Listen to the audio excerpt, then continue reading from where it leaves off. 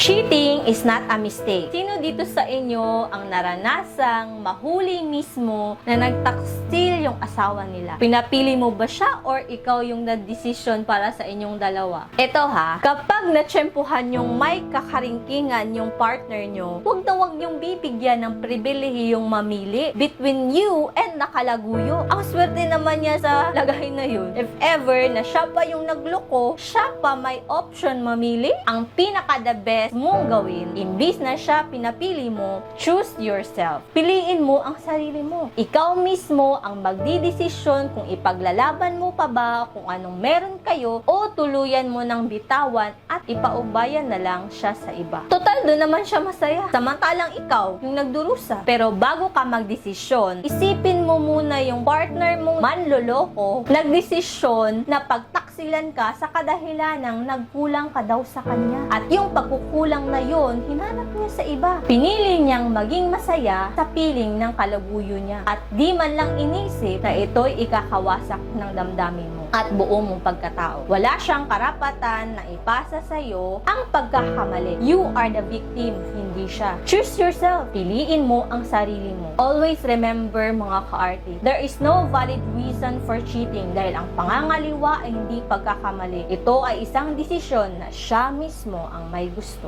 Peace.